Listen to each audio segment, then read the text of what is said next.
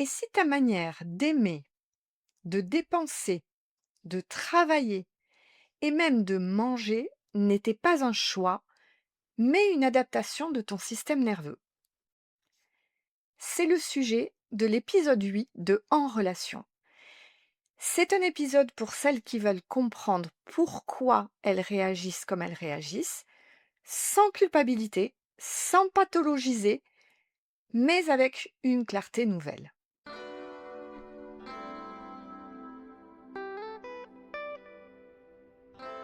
Bienvenue dans En relation, le podcast qui explore nos liens les plus intimes, notre relation aux autres et la relation à soi.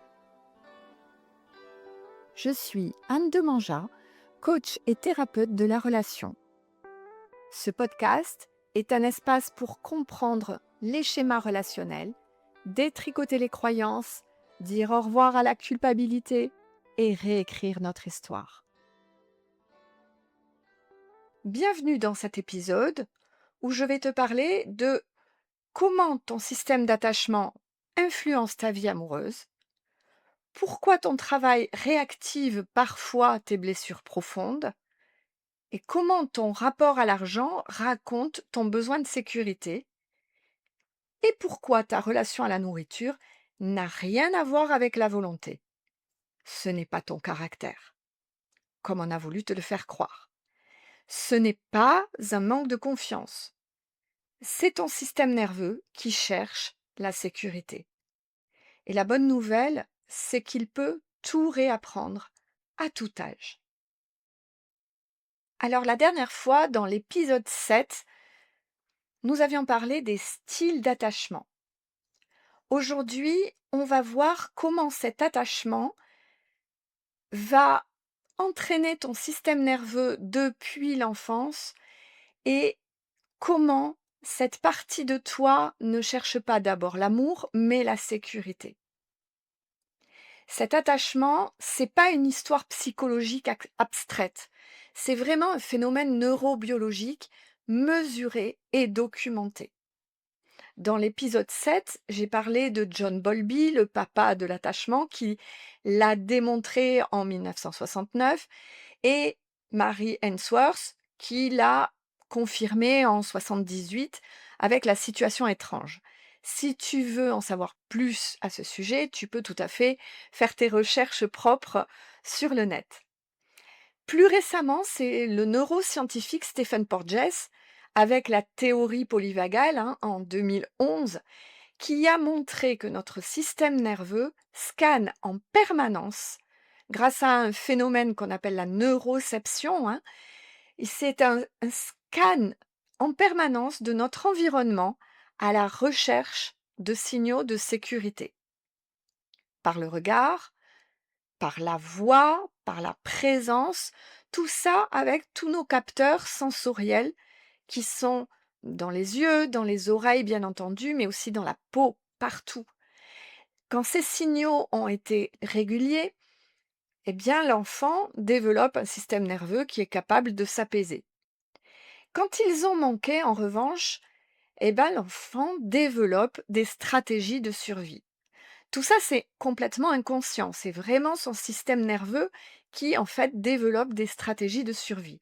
De l'hypervigilance, du contrôle, ou au contraire du retrait, voire de la dissociation.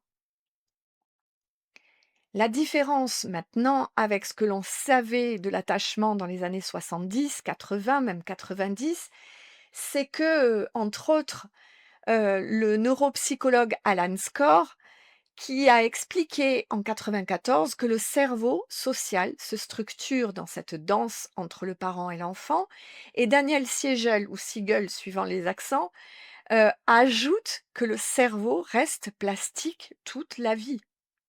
Et ça change tout. Ça veut vraiment dire, c'est simple, rien n'est figé. J'insiste bien là-dessus, j'en ai parlé dans l'épisode 7.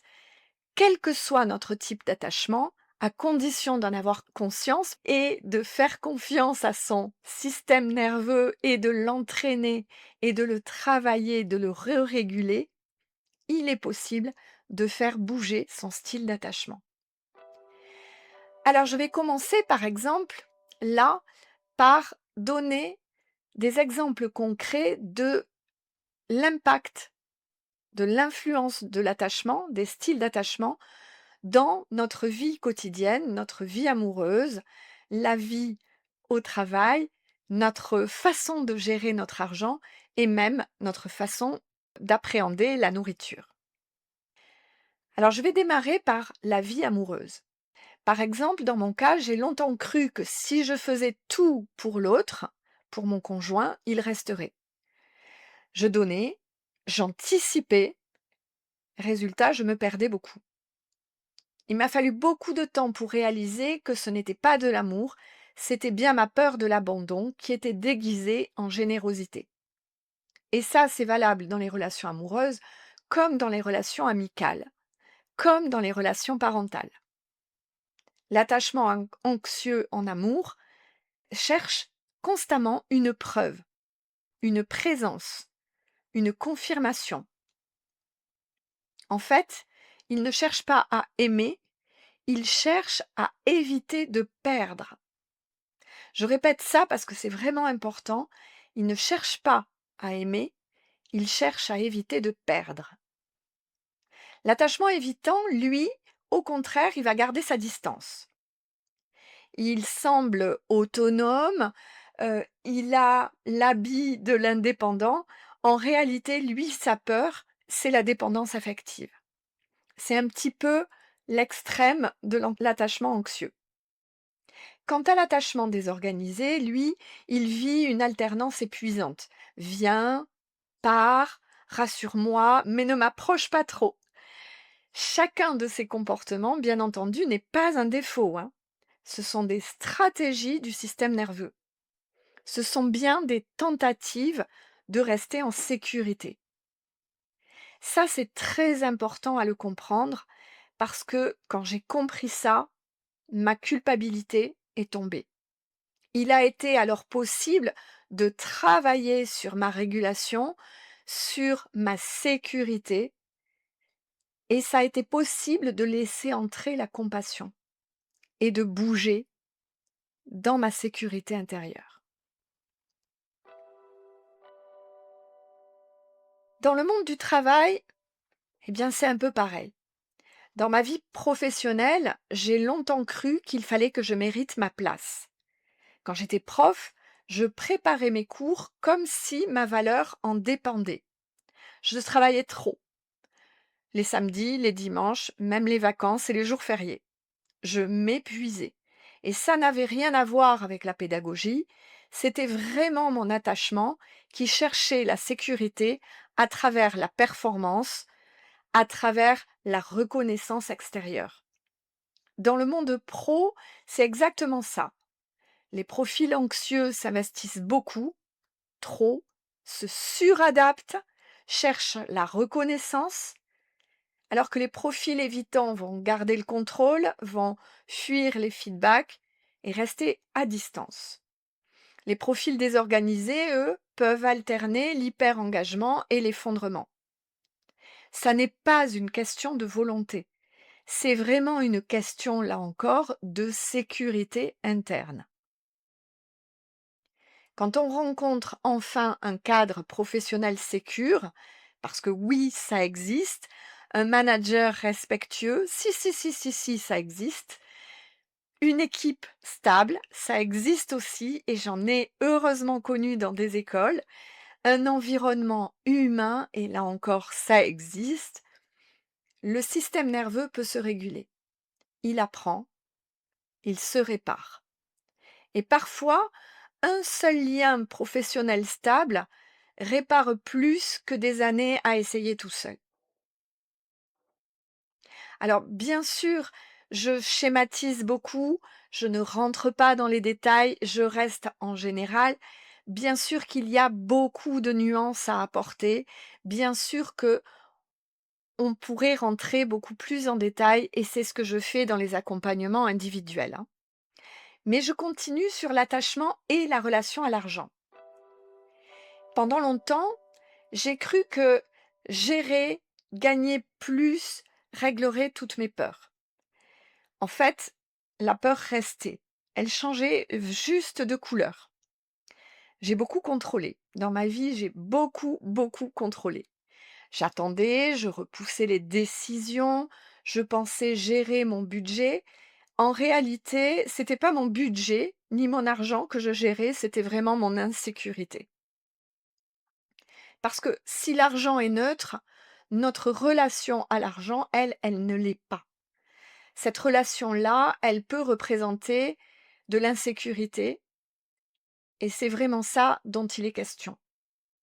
Cette relation à l'argent représente la base de la sécurité ou de l'insécurité. C'est l'accès à la survie, c'est l'accès à la dépendance ou au contraire à l'autonomie.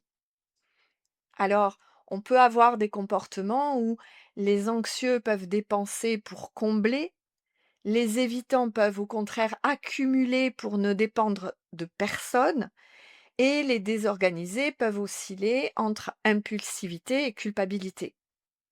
Là encore, vous voyez bien que ce n'est pas une question de gestion financière, c'est encore une question d'adaptation du système nerveux. Comprendre ça, ça change vraiment tout. J'aborde dans la dernière partie l'attachement et son influence sur notre relation à la nourriture. Il y a eu des moments de ma vie où j'ai beaucoup, là encore, contrôlé. J'ai même pu passer des heures sans manger. À d'autres, et là j'ai des souvenirs émus de pots de Nutella que j'attaquais vraiment à la cuillère à soupe, c'était des moments où je me remplissais. Il fallait que je remplisse, que je calme une tension qui était impossible à nommer. Et là, vous voyez bien que c'est pas une question de volonté. Vous le savez si vous avez des troubles de l'alimentation, c'est vraiment une question de lien.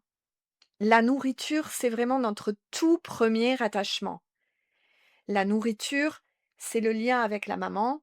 Quand elle donne son biberon ou le sein, la nourriture est accompagnée du regard, de la voix, du bercement.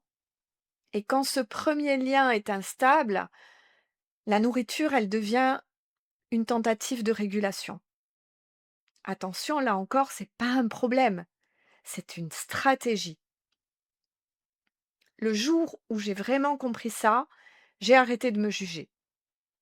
Mon corps faisait ce qu'il pouvait et il a fait au mieux pour survivre.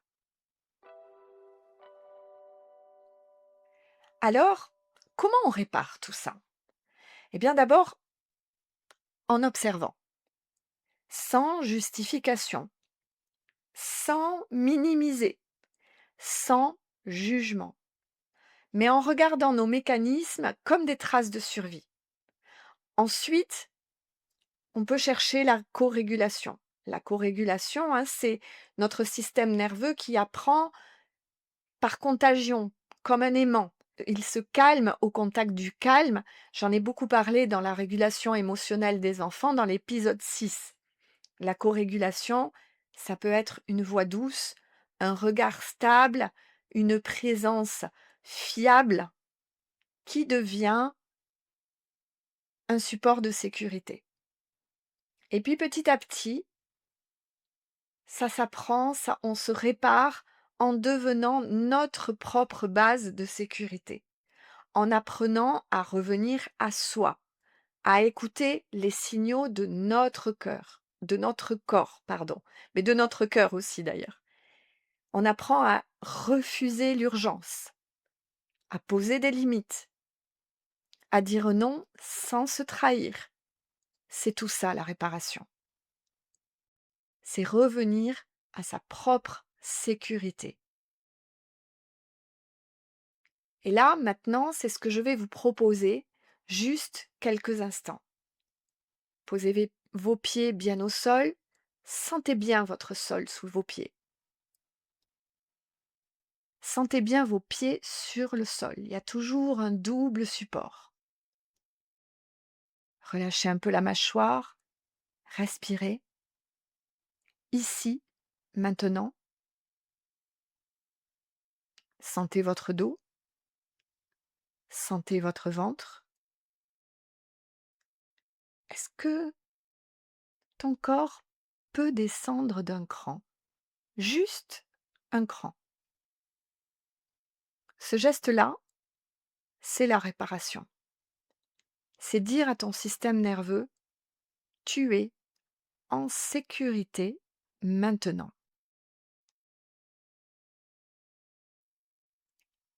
Ton corps n'oublie rien, jamais. Par contre, il peut réapprendre. Il peut se détendre, il peut s'ouvrir, il peut se sécuriser. Ce n'est pas parce que tu as manqué de sécurité que tu ne peux pas la prendre, cette sécurité. N'oublie pas, le cerveau reste plastique toute la vie. Et ça, c'est documenté, mesuré, étudié. La sécurité affective, ce n'est pas ne plus avoir peur. C'est savoir que même quand tu as peur, tu restes en lien avec toi. Alors bien sûr, cet épisode, il a balayé toute l'influence de l'attachement, du style d'attachement dans les divers champs de ta vie. La relation à l'argent, la relation amoureuse, la relation même à tes enfants, hein, qui est un peu comme la relation amoureuse, la relation à la nourriture et même la relation professionnelle. Bien entendu, j'ai été très large, très schématique. Tout est beaucoup plus nuancé que ça. Et c'est ce qui se passe dans les ateliers, dans les accompagnements individuels. On va beaucoup plus profondément dans le système nerveux pour aller au plus profond de la sécurité, pour aller la réguler et pour modifier petit à petit, pas après pas, parce que bien entendu, c'est lent, ça demande du temps, mais c'est toujours très possible. Dans les prochains épisodes, je parlerai de comment l'attachement va influencer la mère que je suis devenue, le parent que je suis devenu. Je vais vraiment développer chaque relation, la relation pro, la relation parentale, la relation amoureuse, la relation à l'argent et même celle à la nourriture. Mais là, j'avais envie vraiment de tout balayer pour vous donner une idée de vraiment cette influence importante du style d'attachement dans notre vie de l'adulte que l'on est. On a beau avoir 50 ans, 70 ans, 80 ans, il y a toujours des traces de cet attachement en nous. Et c'est de ça dont il s'agit. Si tu penses que cet épisode peut aider quelqu'un que tu connais, n'hésite pas à le partager, n'hésite pas à t'abonner. Et je te dis à très bientôt pour un autre épisode de En Relation.